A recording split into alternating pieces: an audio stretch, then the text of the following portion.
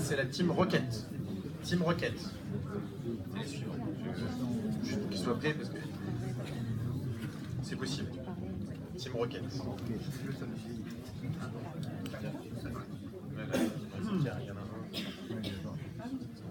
C'est une équipe composée. Vous avez besoin de... On va essayer de...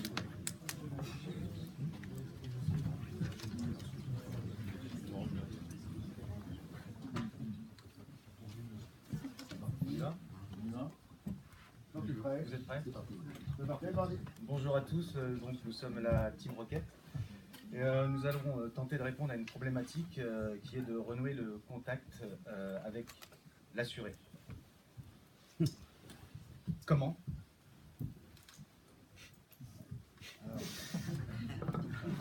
Comment? Eh bien, en évitant la panne avec Évite Panne. La panne n'est jamais agréable, on s'en passerait bien. Elle engendre des frais non prévus, elle est source de retard, bref, des organisations dans la vie courante. En utilisant Évite Panne, on peut potentiellement s'éviter une galère.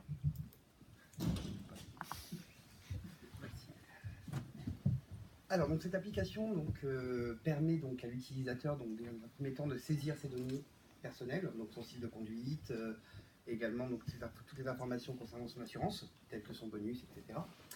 Et elle permet également, donc, à terme, en saisissant les informations du véhicule, que mon collègue vous présente actuellement sur l'autre écran, de générer un véritable carnet de santé du véhicule, ce qui permettra donc, dans les différentes partie de l'application, donc de planifier par exemple une réparation, un trajet, et également donc de générer automatiquement donc des préconisations via différentes sources de données que nous vous présenterons un peu plus tard, et donc bien sûr de budgétiser toute intervention à prévoir dans les mois à venir sur son véhicule, que ce soit bien sûr voiture, moto ou même un scooter. L'application permet également de recevoir des notifications donc, en temps réel, et donc de générer une analyse prédictive des pannes via un moteur de prédiction que nous présenterons un peu plus tard. On va vous présenter le business model.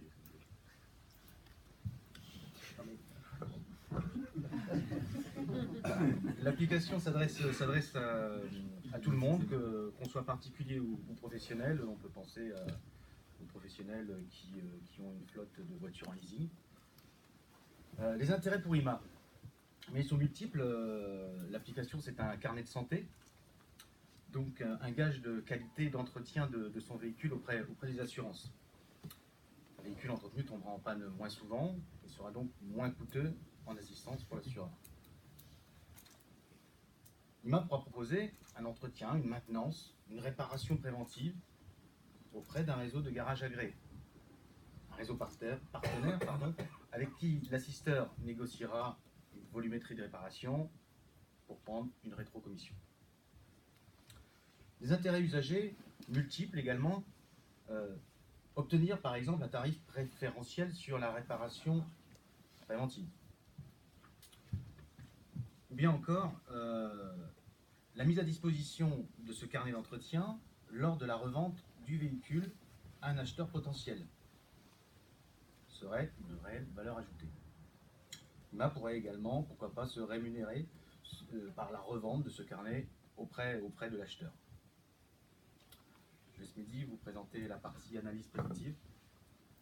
Alors, donc, nous fondons notre analyse prédictive donc, sur différentes sources de données, telles que par exemple les données que l'IMA déjà possède, donc sur ces 11 millions de parcs automobiles, mais également donc, sur des API publics tels que Météo France pour tout ce qui est conditions climatiques et facteurs externes, et également donc, le profil utilisateur et le profil véhicule qui sera rempli automatiquement et à terme également permettra d'utiliser tout ce qui est technologie embarquée des nouvelles voitures. Donc ce principe repose sur la détermination des ensembles fréquents des données, assistance, panne pondérée sur les véhicules, et permettra de déterminer une probabilité de survenance de panne, comme par exemple un véhicule qui a 120 000 km, donc un véhicule de type citadine, avec une personne donc, qui a une conduite un peu plus sportive. On pourra déterminer par exemple que la panne de l'embrayage pourrait survenir à 150 000 km par exemple. Donc là actuellement la complexité de mise en œuvre de cette solution, donc là pour l'instant nécessitait une volumétrie de données assez importante afin de pouvoir valider et entraîner des réseaux neuronaux derrière. Donc, à la fin de cet exercice, nous avons déjà, dans un premier temps, implémenté un premier algorithme qui met en évidence les ensembles fréquents d'un échantillon de données. Et à terme, nous pensons pouvoir développer le reste de l'application et enrichir le modèle en entraînant des réseaux.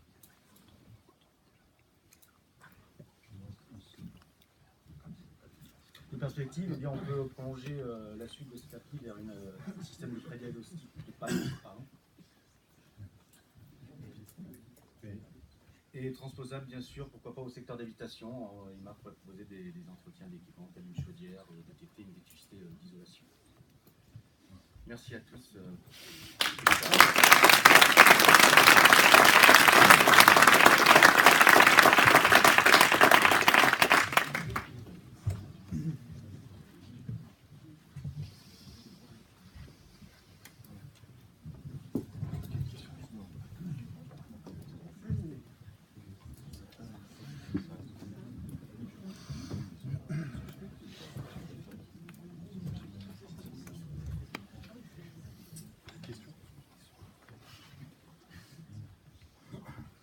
Sur le modèle prédictif. Sur le modèle prédictif, il vous faut combien d'antériorité pour qu'il soit fiable?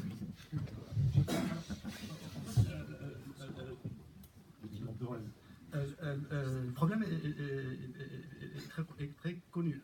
C'est la recherche d'ensemble fréquent qui est appliquée notamment dans la détermination d'une liste de courses pour disposer les rayons. Après,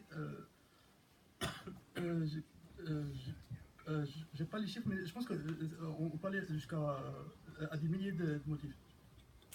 Il faut combien d'années d'historique? Il faut une volumétrie importante, ça c'est sûr.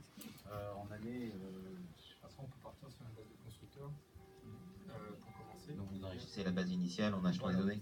Avec alors déjà, on a une base de données à IMA sur Les pannes déjà connues. l'assistance, dépannage. Je pense que celle-ci est utilisable avec les millions de lignes d'événements qu'on a, donc c'est une base de fait. Bien sûr, il y a plusieurs types de pannes qu'il faudra modéliser et détecter. Il y a des pannes que les constructeurs connaissent, donc qui sont prévisibles par les constructeurs, il y a des défauts liés à des défauts de pièces, et puis après il y a des pannes peut-être aussi par manque d'entretien de son véhicule. Je pense qu'on... D'autres questions peut-être? Est-ce que vous comptez utiliser les données captées par je suppose, le téléphone portable pour connaître le style de conduite de la personne? Alors, oui, on compte se baser également sur ça à terme, donc sur le futur développement d'une application mobile, mais également sur le déclaratif de l'utilisateur, afin de pouvoir déjà corréler ce qui est déclaré et ce que nous pouvons détecter par rapport aux données du téléphone, si bien sûr l'utilisateur le permet. Et deuxième question, si on a plusieurs utilisateurs dans la voiture, comment vous gérez le conducteur, ses enfants Bon, on l'a simulé sur un conducteur, un véhicule, mais Voilà, on n'est pas potentiellement... parti sur le principe de plusieurs conducteurs ayant une seule application. D'accord. Après, on peut faire des profils, il est bien sûr possible de faire des profils différents, sous réserve que la personne choisisse le bon profil au moment où il conduit sa voiture. Ok, une question? Question rapide si vous en avez une autre. Moi, non, je pense que c'est clair. Bon, allez, très bien.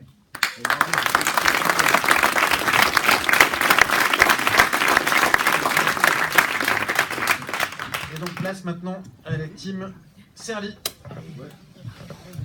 Venez vous installer.